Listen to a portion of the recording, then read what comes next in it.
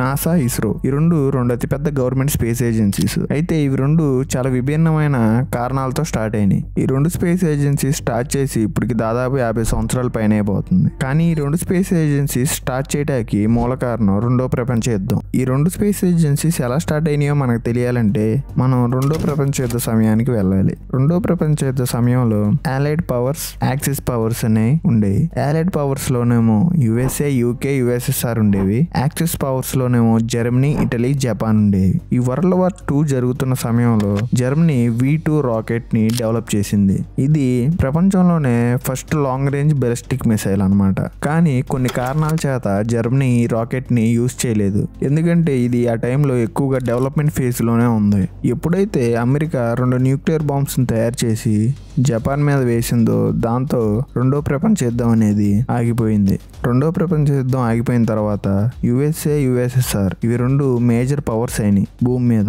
యుద్ధం ఆగిపోయిన తర్వాత అమెరికా, సోవియట్ యూనియన్ ఈ రెండు కంట్రీస్ కలిసి జర్మనీలో ఉన్న టాప్ మోస్ట్ సైంటిస్టులందరినీ వాళ్ళ కంట్రీస్ కి తీసుకెళ్లాయి. వరల్డ్ వార్ 2 అయిపోయిన కొద్ది రోజులకే అమెరికాకి, USSR కి టెన్షన్ స్టార్ట్ అయినాయి రెండు కంట్రీస్ మధ్యన. ఎందుకంటే రెండు కంట్రీస్ డిఫరెంట్ ఐడియాలజీతో వర్క్ అవుతూ ఉంటాయి.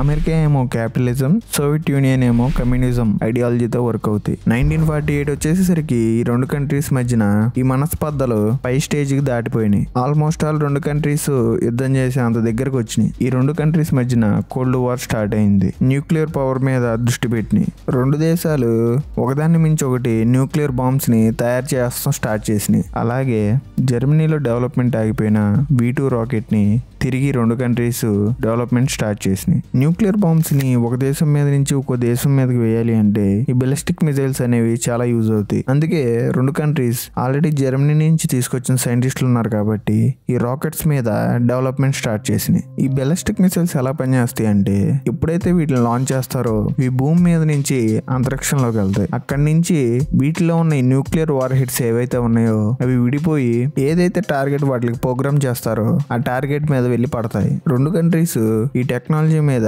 ర్యాపిడ్ గా డెవలప్మెంట్ స్టార్ట్ చేసినాయి. ఆ టైంలో ఈ రెండు కంట్రీస్ దాదాపు 70,000 పైనే న్యూక్లియర్ బాంబ్స్ ని తయారు చేసినాయి. వీటిని రెండు దేశాలు ఒకరికొకరు ఎక్కువ పెట్టుకొని రెడీగా కూర్చొని ఉన్నారు. ఇలా జరుగుతున్న ఈ టైంలో అక్టోబర్ 4, 1957 సోవియట్ యూనియన్ స్పుత్నిక్ 1 ని లాంచ్ చేసింది. ఇదే ప్రపంచంలోనే మొట్టమొదటి ఆర్టిఫిషియల్ శాటిలైట్.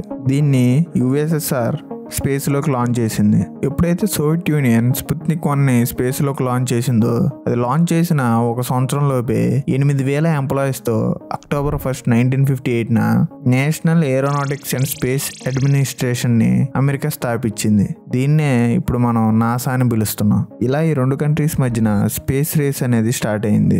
ఏప్రిల్ 1961 మొట్టమొదట మనిషిని స్పేస్ లో ఆర్బిట్ చేసింది. ఇక్కడ చూస్తే ఫస్ట్ సోవియట్ యూనియనే ముందంజలో ఉంది.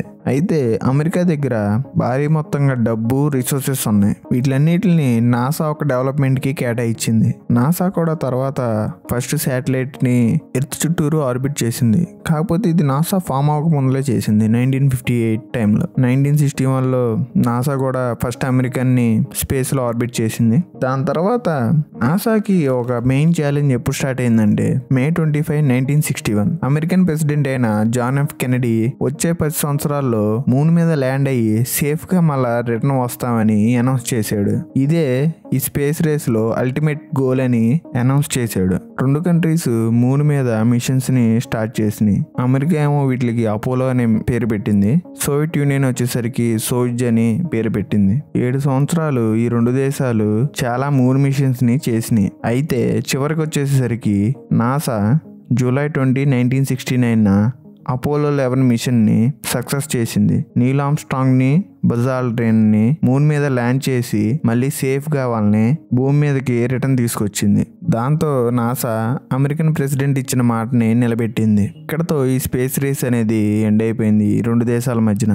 ఎప్పుడైతే రెండో ప్రపంచ యుద్ధం అయిపోయిందో అప్పుడే మన భారతదేశానికి స్వతంత్రం వచ్చింది. ఇప్పుడిప్పుడే మన భారతదేశం బ్రిటిషర్స్ చేసిన నష్టం నుంచి కోలుకోవాల్సి ఉంది. ఇక్కడి నుంచే ఇస్రో కథ అనేది మొదలైంది. ఎప్పుడైతే అమెరికా అండ్ సోవియట్ యూనియన్ ఈ రెండు స్పేస్ రేస్ లో ఉన్నాయో మన భారతదేశంలో ఉన్న విక్రమ్ సారాభాయ్ గారికి ఒక ఆలోచన వచ్చింది. ఈ స్పేస్ టెక్నాలజీని మన దేశం ఒక అభివృద్ధికి వాడుకోవచ్చు కదా అని. అలా విక్రమ్ సారాభాయ్ గారు 1962లో మన ఇండియాలో డిపార్ట్మెంట్ ఆఫ్ అటామిక్ ఎనర్జీ కింద ఇంకోస్పార్ ని ఫామ్ చేశారు. దీనికి విక్రమ్ సారాభాయ్ గారే మెయిన్ హెడ్ గా నియమించారు. 1962 అంటే మన భారతదేశంలో 75% వ్యవసాయం మీదే ఆధారపడి ఉన్నారు. ఈ రాకెట్స్ వల్ల మనకి ఎలాంటి యూజ్ ఉండదని వేరే దేశాలు ఎక్కిరిచ్చాయి. అయితే సారాభాయ్ గారు ఈ స్పేస్ టెక్నాలజీని మన భారతదేశం యొక్క వ్యవసాయాన్ని, ఎడ్యుకేషన్ ని, గ్రామాలని మెరుగుపరచడానికి ఉపయోగిద్దాం అనుకున్నారు. ఈ స్పేస్ టెక్నాలజీని కమ్యూనికేషన్ కి, వెదర్ ఫోర్కాస్టింగ్ కి ఎలా వాడగలమనేది ఆలోచించారు. ఎందుకంటే ప్రాంతాల మధ్యన కమ్యూనికేషన్ అనేది ఏర్పడితే ఆటోమేటిక్ గా దేశం యొక్క ఎదుగుదలకి సహాయపడుతుంది. అయితే కేరళలో ఉన్న ఒక చిన్న విలేజ్ అయిన తుంబా అనే గ్రామంలో ఒక చిన్న చర్చిలో అమెరికా నుంచి తెచ్చిన ఒక సౌండింగ్ రాకెట్ ని అసెంబుల్ చేశారు. దీన్ని అక్కడ ఈక్వటోరియల్ రాకెట్ లాంచ్ స్టేషన్ ని తయారు చేశారు. 21 నవంబర్ 1963న ఈ సౌండింగ్ రాకెట్ ని లాంచ్ చేశారు. ఇదే మన భారతదేశం యొక్క మొట్టమొదటి రాకెట్. ఇక్కడి నుంచే మన భారతదేశం యొక్క స్పేస్ జర్నీ అనేది స్టార్ట్ అయింది. ఈ రాకెట్ ని లాంచ్ చేసిన 4 సంవత్సరాల తర్వాత నవంబర్ 20, 1967న మన భారతదేశం సొంతగా తయారు చేసుకున్న RH-75 అనే సౌండింగ్ రాకెట్ ని లాంచ్ చేశారు. ఆగస్టు 15, 1969న ఇంకోస్పార్ ని ఇస్రోగా మార్చారు. అదే ఇప్పుడు మనం పిలుచుకుంటున్న ఇండియన్ స్పేస్ రీసెర్చ్ ఆర్గనైజేషన్.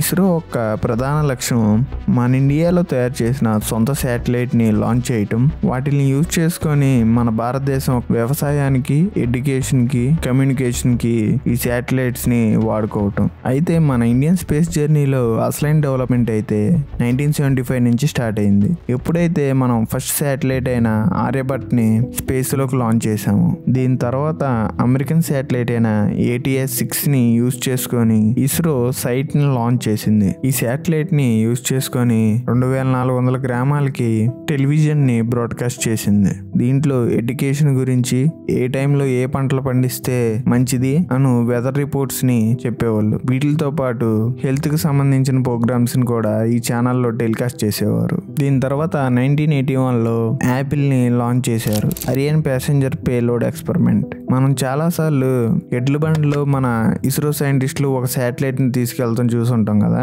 అది ఇదే యాపిల్ శాటిలైట్. ఈ శాటిలైట్ ద్వారా ఇండియాలో టెలికమ్యూనికేషన్స్ అనేవి కేపబిలిటీ పెరిగింది. టెలివిజన్ యొక్క బ్రాడ్కాస్టింగ్ రేంజ్ అనేది వైడ్ స్పెక్ట్రమ్ లో మన భారతదేశం అంతా ఇంక్రీజ్ అయింది ఈ శాటిలైట్ వల్ల.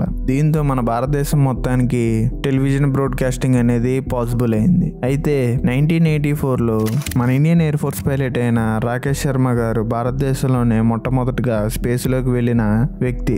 ఈయన సోవియట్ యూనియన్ తో చేసిన జాయింట్ ఆపరేషన్ లో వాళ్ళ క్రూతో పాటు అంతరిక్షంలోకి వెళ్ళారు. ఇక్కడ మన ఇస్రో ఇదే టైంలో మన సొంతంగా శాటిలైట్స్ ని, రాకెట్స్ ని డెవలప్ చేసుకుంటూ ఉన్నాం. ఒకటొకటిగా కమ్యూనికేషన్ శాటిలైట్స్ కాకుండా డిఫెన్స్ కి యూజ్ అయ్యే శాటిలైట్స్, స్పేస్ అబ్జర్వేషన్ కి యూజ్ అయ్యే శాటిలైట్స్ ని కూడా కొద్దిగా డెవలప్ చేసుకుంటూ ఉన్నాం. అలాగే ఈ శాటిలైట్స్ లాంచ్ కోసం వేరే కంట్రీస్ యొక్క రాకెట్స్ మీద డిపెండ్ అవ్వకుండా మన సొంతంగా మనం రాకెట్స్ కూడా డెవలప్మెంట్ స్టార్ట్ చేసాం. అయితే ఈ రాకెట్స్ లో మనకి majority of the success rate ఇచ్చిన రాకెట్ అయితే PSLV, polar satellite launch vehicle. మనం అక్కడ నుంచి అంచెలంచెలుగా ఎదిగాం.